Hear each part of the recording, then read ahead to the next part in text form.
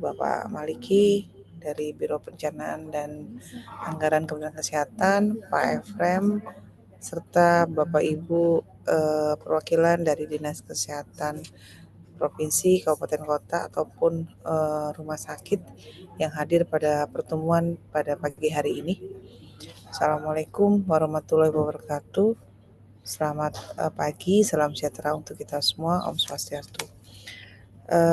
Pertama-tama kami mengucapkan permohonan maaf dari Ibu Direktur Pembinaan Pengawasan SDM Kesehatan karena memang seyogyanya beliau ya akan hadir dalam memberikan penyampaian terkait pemberian tunjangan khusus bagi dokter spesialis di tahun 2025 ini, namun karena ada agenda yang bersamaan jadi beliau berhalangan hadir dan diwakilkan kepada kami di tim kerja kesejahteraan SDM Kesehatan Direktorat Pembinaan Pengawasan SDM Kesehatan. Mungkin kami lanjut saja, izin Pak Maliki dan Bapak Ibu. Ya, jadi sebagaimana kita ketahui dan ini juga sudah kami sosialisasikan di akhir Agustus kepada seluruh provinsi, dinas kabupaten kota di seluruh Indonesia bahwa sudah terbit dan ditetapkan peraturan Presiden nomor 81 tahun 2025 tentang tunjangan khusus bagi dokter spesialis, dokter gizi spesialis, dan dokter gizi spesialis yang bertugas di daerah tertinggal, perbatasan, dan kepulauan. Slide.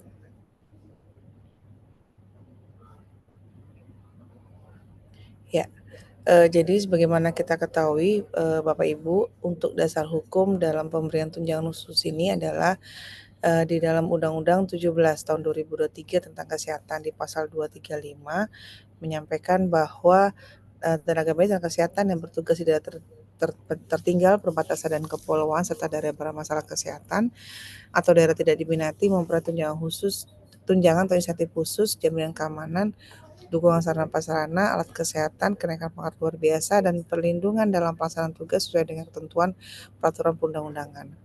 Begitu juga di dalam PP 28 tahun 2024 di pasal 628 itu juga menyampaikan hal yang sama.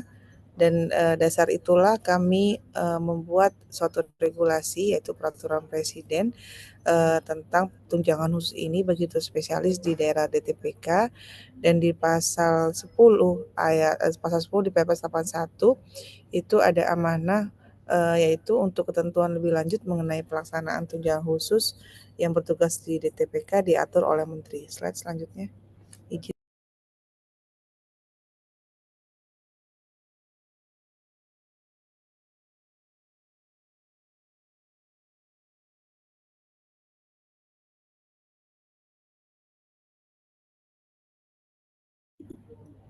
Ya, sebagaimana kita ketahui juga ini Bapak Ibu, kami menyampaikan bahwa telah ditetapkan Peraturan Menteri Kesehatan Nomor 10 Tahun 2025 tentang pelaksanaan tunjangan khusus bagi dokter spesialis, dokter gizi spesialis, dokter spesialis, dan dokter gizi spesialis yang bertugas di daerah perbatasan dan kepulauan. Izin lanjut.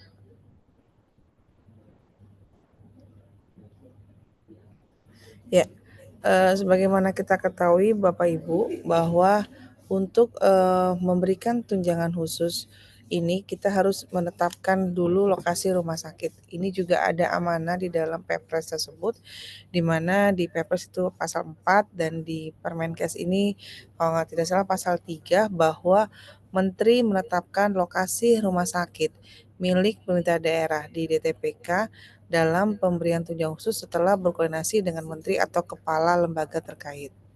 Kemudian untuk lokasi rumah sakit pemerintah daerah yang berada di daerah tertinggal dan daerah tertinggal terentaskan ini seluruhnya diberikan tunjangan khusus. Kemudian untuk rumah sakit yang berada di daerah perbatasan ini diberikan tunjangan khusus dengan mempertimbangkan kriteria bahwa kabupaten kota itu berbatasan dengan negara lain, kemudian berada di wilayah yang sulit dijangkau atau rawan bencana, kemudian kesulitan keterjangkauan wilayah menggunakan moda transportasi umum, kesulitan penambahan penghasilan dokter spesialis dari sumber yang lain, kemudian kurangnya tenaga medis dalam pelayanan spesialistik. Slide. Nah, Untuk lokasi rumah sakit milik Pemda yang berada di daerah kepulauan diberikan tunjangan khusus dengan mempertimbangkan kriteria bahwa kabupaten kota tersebut memiliki karakteristik secara geografis dengan wilayah lautan lebih luas dan daratan yang di dalamnya terdapat pulau-pulau yang membentuk gugusan pulau atau memiliki pulau kecil terluar sehingga menjadi satu kesatuan geografis dan sosial budaya atau kabupaten kota yang menjadi bagian dari provinsi yang memiliki karakteristik kepulauan. Kemudian berada di wilayah yang sulit dijangkau atau rawan bencana, kesulitan keterjangkauan wilayah menggunakan moda transportasi umum, kesulitan penambahan penghasilan spesialis dari sumber yang lain, dan kurangnya tenaga medis dalam pelayanan spesialistik. Untuk kesulitan keterjangkauan wilayah ini dapat berupa kurangnya ketersediaan akses transportasi umum rutin darat, laut, dan udara. Kemudian jarak tempuh dari ibu kota provinsi dengan menggunakan transportasi umum rutin, darat, air, udara memerlukan waktu yang lama dan transportasi yang ada sewaktu-waktu dipengaruhi oleh iklim atau cuaca. Slide. Nah, untuk kesulitan penambahan penghasilan ini dipengaruhi oleh yaitu jumlah rumah sakit swasta di wilayah setempat, kepadatan penduduk, dan rasio pendapatan asli daerah atau PAD per total pendapatan. Kemudian dalam penetapan untuk lokasi rumah sakit ini, Menteri dapat melakukan evaluasi dengan penetapan rumah sakitnya yaitu paling sedikit 1 tahun sekali. Start lanjut.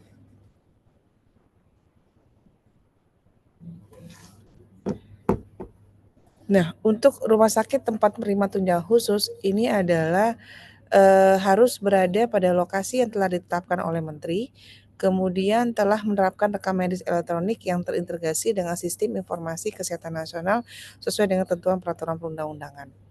Kemudian, namun untuk rumah sakit yang mengalami kendala dalam penerapan rekam medik elektronik ini nanti akan ada pengecualian Bapak Ibu, karena kita tahu bahwa untuk daerah-daerah di daerah DTPK ini belum seluruhnya rumah sakit yang menyelenggarakan menggunakan RME karena terkendala salah satunya adalah terkendala sinyal seperti itu. Jadi nanti ada pengecualian untuk rumah sakit yang belum menerapkan RME.